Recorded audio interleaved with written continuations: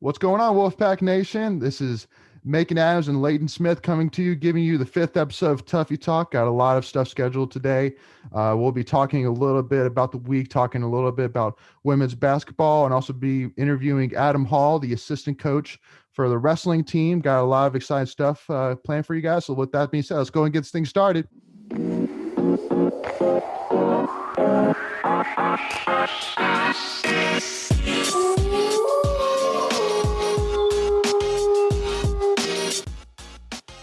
Wolfpack Nation, thank you so much again for tuning in. We're so excited to give you this next episode.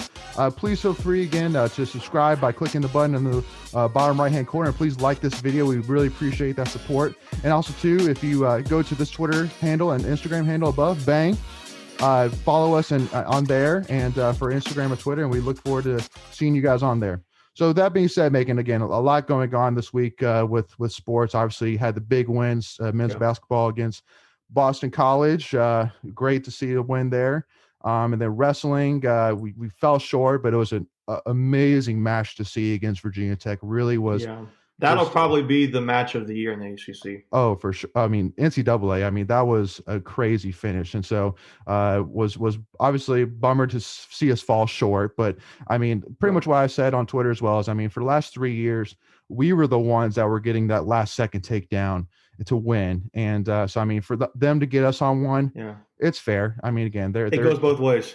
Yeah, they're an elite program as well. And so, and actually over the last 9 attempts that we've had at an ACC title, whether it was regular season or postseason, we actually have won 6 out of 9 of them. So, I mean, can't really be too upset. So, and then women's basketball, I mean, we had the big win on Monday against Louisville. Huge.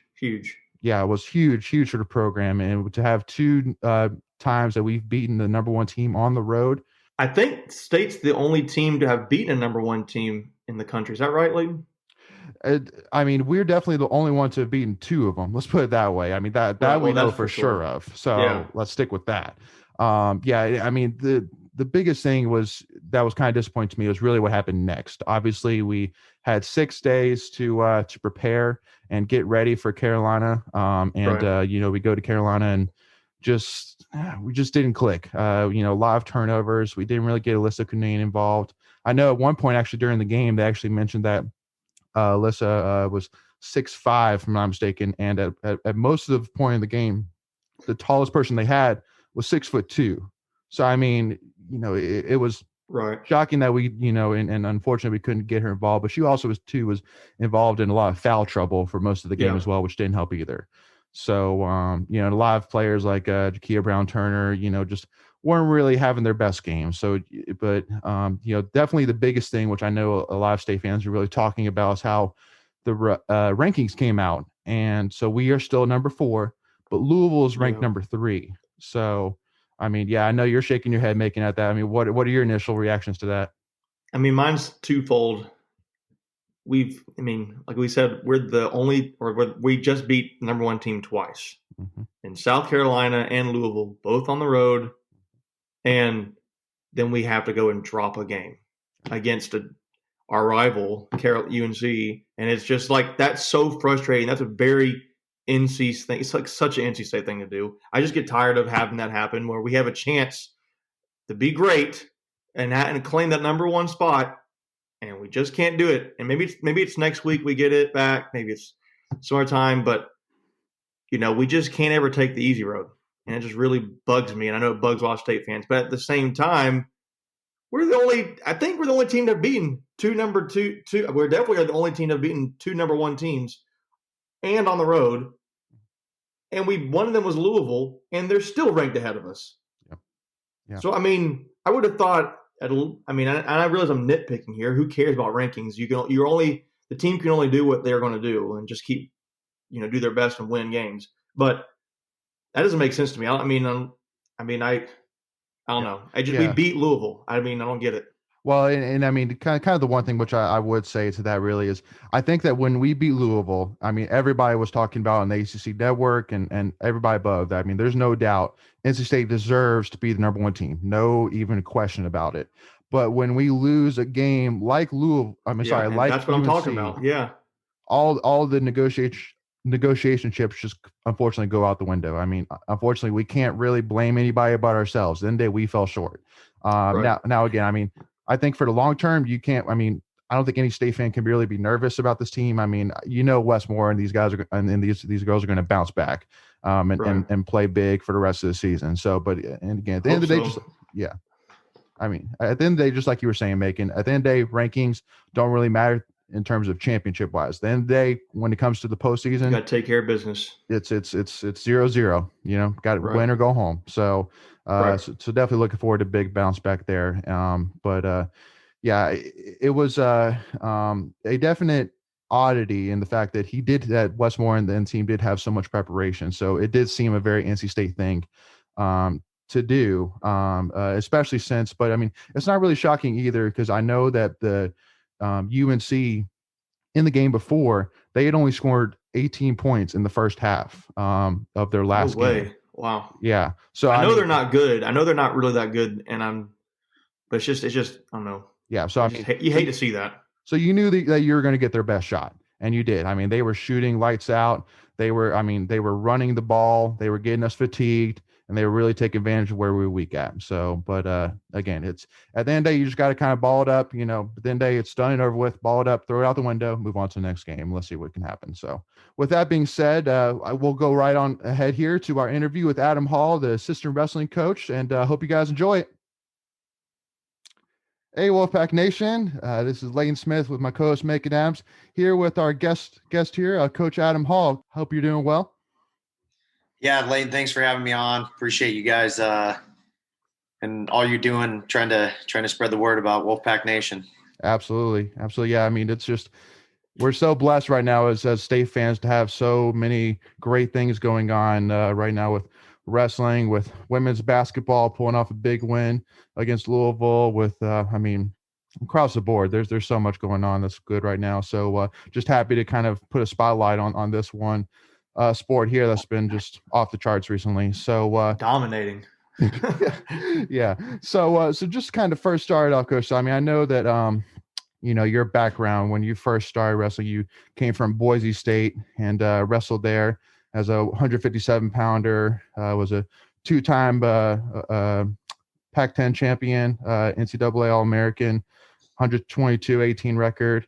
So, I mean, just to kind of start off with, I mean, obviously, great overall career there, and I'm sure you have a lot to be proud of there. But if you had to pick out one specific moment during your time there as a wrestler, what would you kind of pinpoint on? Maybe what's one moment that stands out to you from your career there?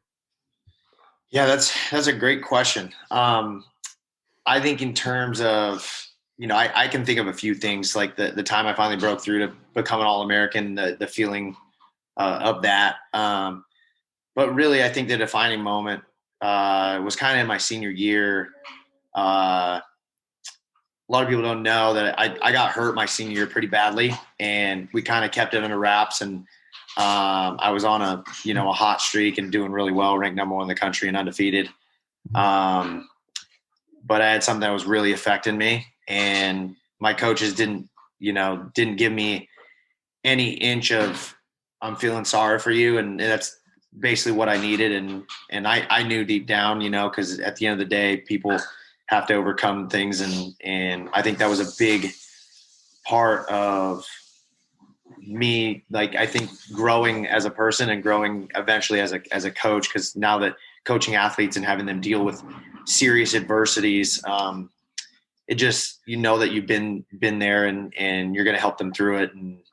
And at the end of the day, they need probably a little bit of tough love, because if you're going to do it, then do it. So that was probably a defining moment while I was there, because I knew if I was going to go on to coaching that I would probably have some similar situations that I had. And yeah, I think that that more than really anything, there's a lot of good memories, obviously, but that some that were a little bit tougher that I had to figure out and kind of shape who I am as a person and what I wanted to be as a coach too, eventually. Yeah. So was that kind of your driving force to why you wanted to become a coach? I mean, it sounds like that you had a lot of inspiration from your coaching staff. Yeah. I had a great coaching staff. I was very fortunate to have coaching staff that was there for my entire career. The assistants were there. All 5 years that I was there. Head coach was there all 5 years, and so I appreciated that a lot. And that kind of stuck with me too, because I've been in college coaching for 10 years, and I've only been at 2 places. And I've really felt that I wanted to stay at those 2 places to help build what is currently build off of what is currently there. Yeah.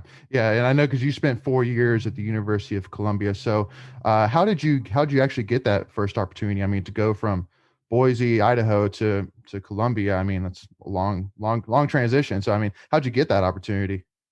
Yeah, it was just kind of happenstance. I mean, but to be honest, both jobs, I was just kind of focused on doing a good job where I was at, and some opportunities came about. I was coaching in the summer. Every summer when I was at Boise, I would coach the junior national team there. And one of the dads, the kid that I was coaching, he's like, "Hey, I know that they had some turnover at Columbia, and he had a wrestler who I actually competed with in high school, who was still finishing up his eligibility there." And, mentioned to his coach, "Hey, there's an opening for an assistant coaching position in the middle weights, and, Adam should consider it." And I didn't think twice about it, but I kind of followed up on it. Somebody was like, "Well, if anything, it's a free trip to New York City." I was like, "Okay, whatever." Yeah. So I went out there, and to be honest, I loved it. It was different, obviously, kind of a culture shock. And the reality didn't really set in until I actually accepted the job and was actually living there. Mm-hmm. But I was able to cut my teeth in the coaching world and develop some athletes, and met my wife out there. Awesome. So it was great. And the same thing with NC State. Like, we had a few good years when I was at Columbia, and Coach Pop reached out, and same thing. I didn't really have any thoughts, because I'd turned down some other opportunities at other schools, and it just felt right for the next step professionally for me. And so what was the initial selling point when you and Coach Pop had that initial conversation about bringing you on the staff? What was his initial selling point? I mean, obviously by that point, he's had a couple of years under his belt at the program, and I mean, it still was on the up and coming. And so, I mean, what was that kind of like initial conversation or selling point for you to come to NC and what you could build together? It really is what we embody now. It's pack mentality, and you hear it, and unless you're involved in it and you start to see really what it's about, it's just one of those, like any sort of phrase that a school might have. But once I accepted the job, and once I was there, I really realized what that is. We're trying to be the best. We're not trying to be 12th in the country. You know what I mean? It's not a goal for us to just be in the top 25 or the top 10. Our goal is to win a national title, and we've continued to recruit hard. We've continued to maintain a strong culture, a culture of leaders, and we truly believe that at some point we're going to win a national title. If it's this year, it's next year, whatever it is, we're going to continue to recruit hard and find the guys that fit us. And that kind of was the selling point, was the pack mentality. And I had done my homework, and I realized, like, yes, I knew who Nick Gwizdowski was, but at that time, like, Tommy Gant was kind of coming into his own, Max Roscoff, Kevin Jack, they were all, those were the early years of the program. And I could see they were at a turning point, and that they were about to be good. And they just, if I can help perpetuate the culture and build from where they're at, then I'm going to, and I think that was a big selling point, is I knew where they were trying to go. Yep. And they had some good momentum. Yeah. So kind of touching on that, I remember as a student, because I was there from about 2010 to 2014. Leighton was there after I was. Mm-hmm. I remember going to a few wrestling matches, and to be honest with you, I didn't go to a ton. But I remember they had like the one curtain that came down, and there was maybe like 20, 30 people in that one section of Reynolds, and you had the wrestling. You just kind of set the mat out there and let's play. Now it's the whole Reynolds is filled up. Top to bottom. I mean, top everywhere you can sit, get someone in, and it's nuts in there. Especially like as the match goes on, it's electric. Even on watching it on TV, it's like, man, this is awesome. Yeah. How did that get to that point? I mean, I know you talked a little bit about the selling points, but can you walk through the work ethic and how much time and energy went into that and the culture like you're talking about? Yeah, I mean, it speaks volumes to Pat, just his outreach in alums, networking in the community, and just building our brand and building our program. And like they say, results kind of speak for themselves. I think people love to see winning, and eventually just more and more people come, hey, what's this wrestling about? I have a friend who wrestled, or my roommate dated a wrestler, is going to the wrestling match, or whatever it is. And pretty soon people come and they start learning about it. And once you learn about it, you understand how intense it is. And I think that over time, it's just one of those things that you over time, consistency and right. winning, it just draws people in because they want to be a part of something that is exciting. And we'll probably talk about the big duels that we've been a part of, but I mean, it culminated last year with the duel with UNC. I mean, 5,000 people screaming. You couldn't ask for it. But it was stressful on the coaches, but it's probably awesome for fans. You know what I mean? Yeah, it's pretty. I mean, it was. I don't want to say it was on the verge of kind of pathetic, but it was pretty sad looking at it going into it. And now it's like it's hard to beat. I mean, I don't know of many schools in the country I've ever seen that have that kind of energy. So kind of shifting gears a little bit, when you mentioned how Coach Pop sold you on the program, brought you in, you agreed to coach here, and you have all this stuff now. What does it take when you guys go in recruiting? When you go to identify talent, what are you guys looking for? I mean, because now you're bringing in top tier classes. It seems like you're near the last 5 years or so, maybe more than that. What do you look at for recruits?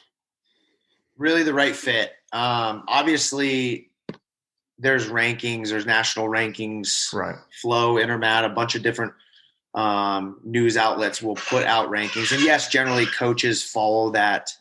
But at the end of the day, we kind of reminded ourselves this past week, this past month, that the culture, the fit is so important. Because I mean, for every Hayden and Trent Hidley that we brought into the program, you get a guy like Michael Machiavello or Tariq Wilson, a Sean Foss, even a Kevin Jack, these guys that in the right circumstances with the right training partners and believe, none of these guys were top recruits and made a big impact with their career.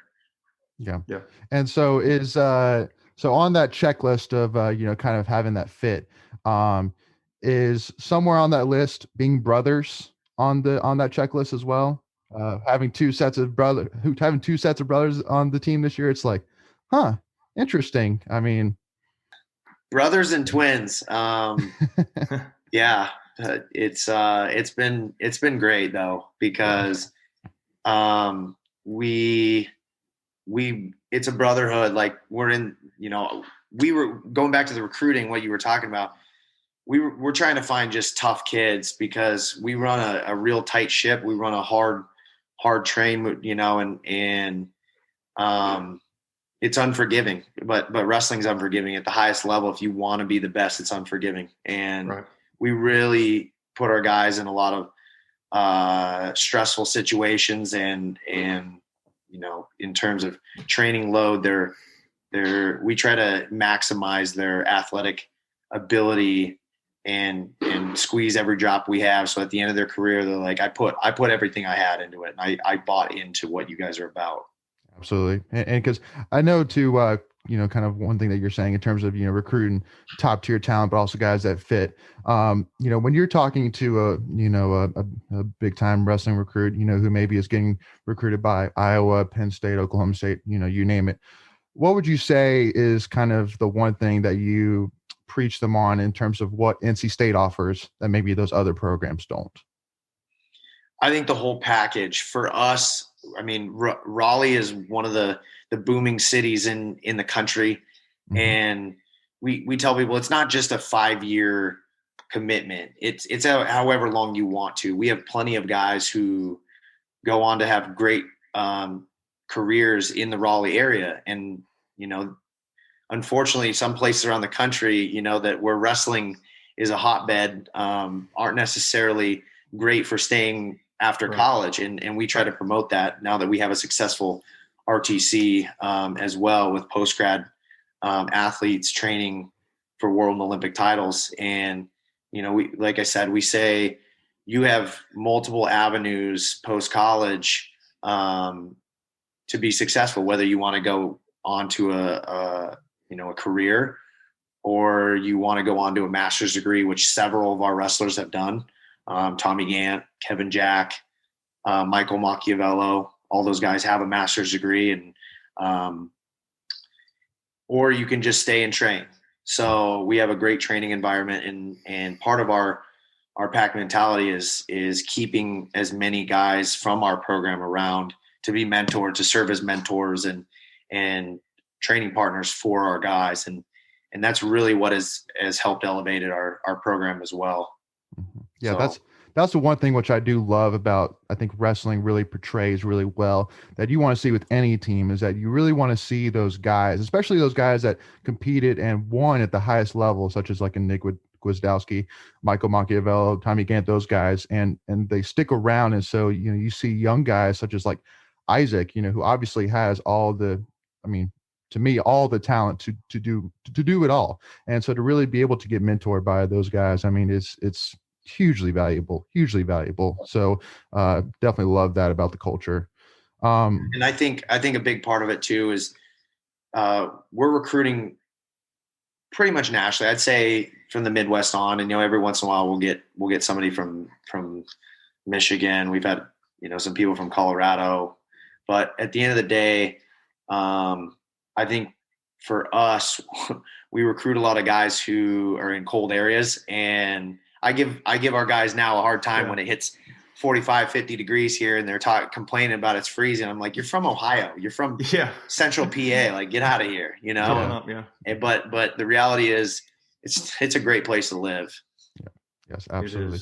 So to kind of transition into this season a little bit here. So, obviously this is a unique season to say the least. So, what has kind of been the transition, or what has kind of been some of the changes that the team, in terms of scheduling, in terms of, how you guys, process things due to COVID, in terms of training and et cetera, like that?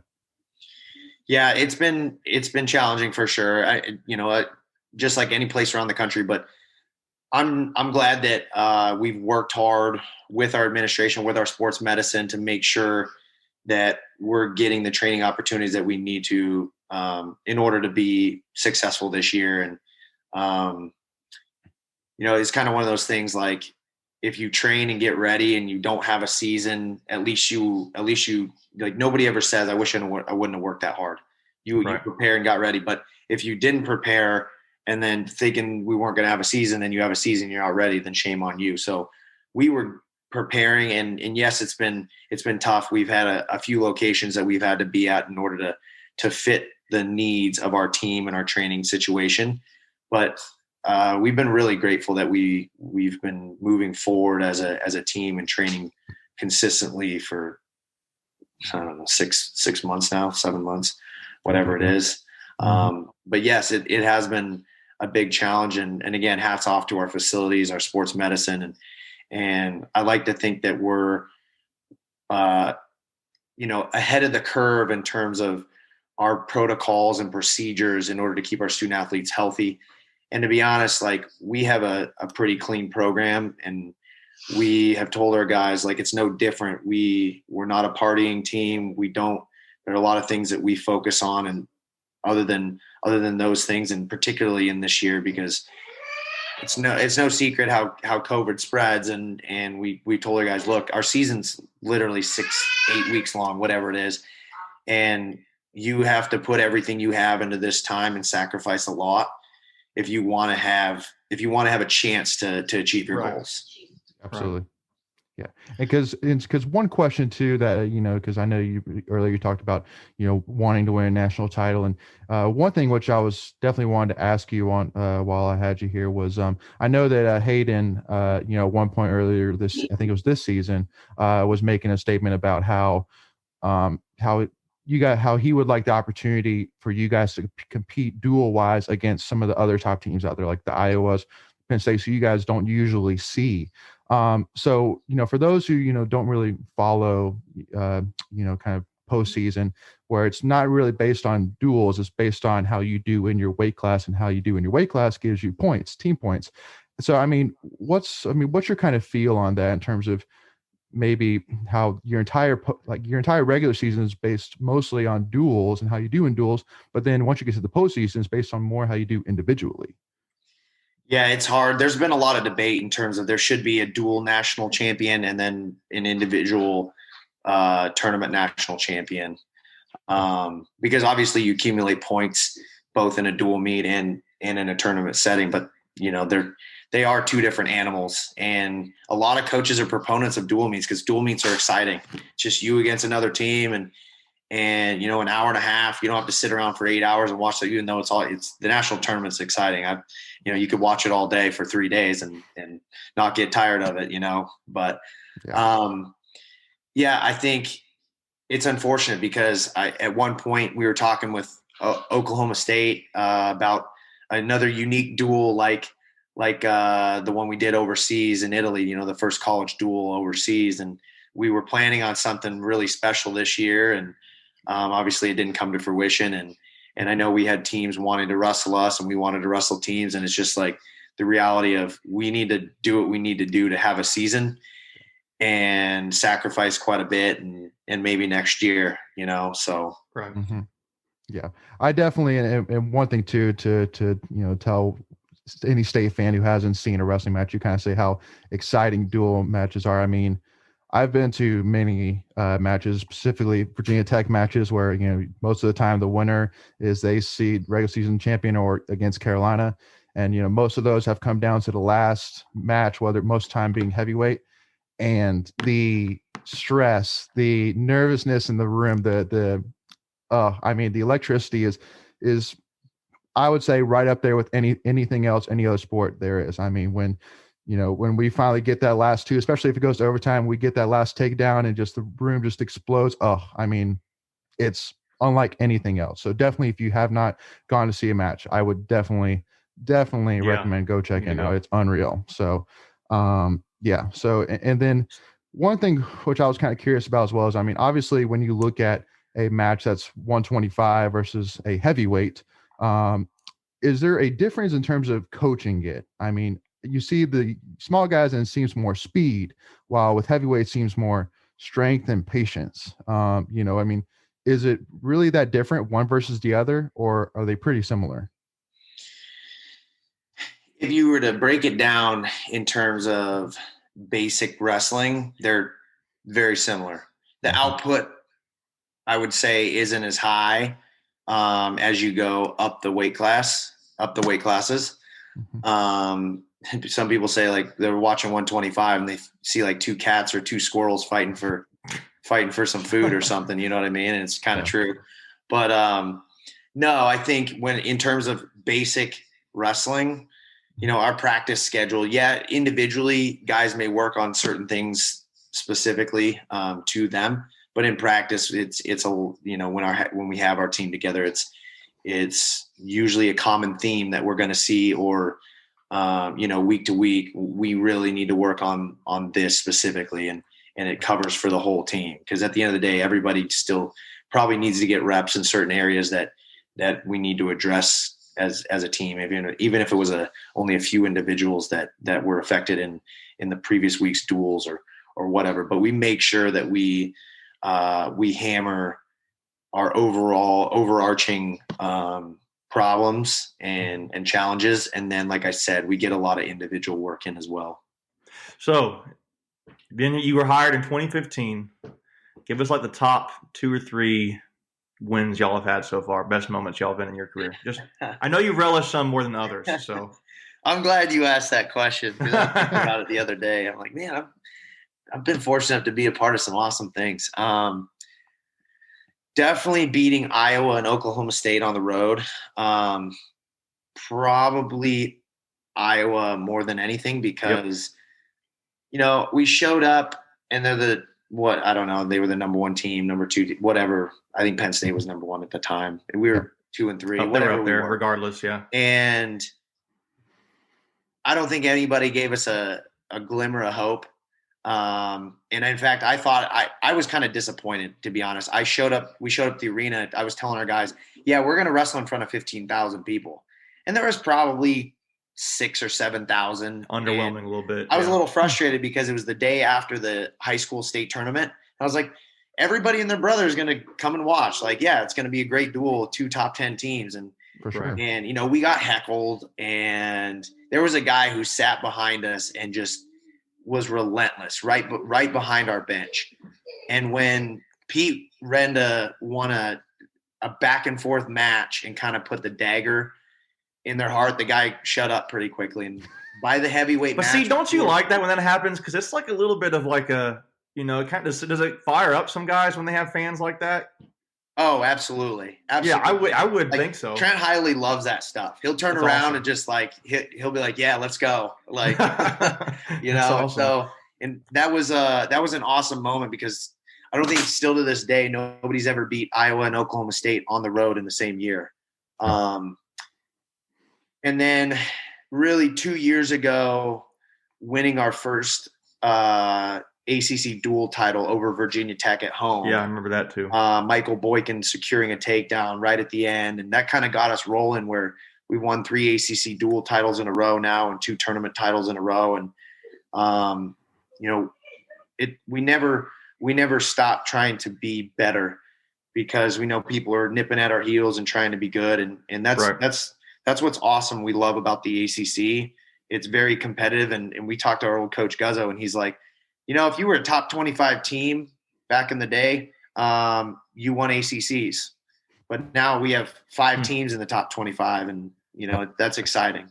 So yeah, I just saw the rankings come out. Like you mentioned, Virginia Tech. So I've noticed, at least across the sports recently, that we've been playing we've had a lot of matches against Virginia Tech, whether it's in basketball or you mentioned my wife's a Hokie, so I pick on her a lot about that. But she doesn't follow the wrestling stuff as much, but it's fun when you mention stuff like that. You kind of relish that one in particular. I'll have to mention that one to her. Yeah, and obviously UNC last year, unbelievable again. Just you got to mention at least winning one at the end. Yeah. And because the one that I think got a lot of excitement was the Ohio State match. Obviously it was highlighted by Michael Machiavello winning that one, but I think that was kind of in my opinion, a great kind of measuring point of like, okay, where are we at as a program? And I think that if we were to compete now against them, I think it'd be a completely different story. So, but I think that was kind of a huge match in retrospect to kind of see where are we, where do we want to be? Would you agree on that? Yeah, that actually springboarded us ahead because we knew we were right there. Pete Renda was in a dogfight with Miles Martin to win. Came down right at the end. Obviously, Tariq and Pletcher. I think for us, it validated we're right there. And it's gonna pay off at the right time. We didn't win ACCs that year either, and then we went to NCAA's and we peaked at the right time and came back with our first team trophy ever. And that was a huge match. In fact, after I remember coaching, I think Gwiz at Beat the Streets later that year, and I was just talking with Kyle Snyder. He's like, dude, when Mike Machiavello scored that winning takedown, I was supposed to go on the mat next, and I couldn't hear myself think. Like I was like so disrupted, like going out on the mat because it was deafening. So loud. Yeah. I was like, yeah, that's kind of the atmosphere that we tried to build, and it's fun, right? Yeah. Yes, it is. So yeah, well, thank you again, Coach, for your time. Really do appreciate it. This was awesome kind of insight into the program. And again, just love seeing the trajectory in terms of, just like you said, how you guys year in and year out, his goals to win a national title, win AC title, period. And I think that's something that us state fans love to hear. And just can't wait to see it happen. Yeah, can't wait to see many more banners up in the rafters real soon under you and Coach Pop. Really appreciate all the work that you guys put in. So thanks, Coach. So thank you again, Coach. Really appreciate it. Thanks, guys. Go Pack. All right, Wolfpack Nation, hope you guys enjoyed that interview with Adam Hall. It was an absolute pleasure to have him and really kind of give that insight in terms of that championship mindset that this program has. And it's really great and breath of fresh air for all state fans to really see that and kind of see that work showing off on the mat. So with that being said, thank you all again for joining us. As a reminder, again, please subscribe, hit the button in the bottom right-hand corner, follow us on Twitter and Instagram, and please like this video. And please tune in next week with our next episode, and we look forward to seeing y'all soon. Thanks again. Always go Pack.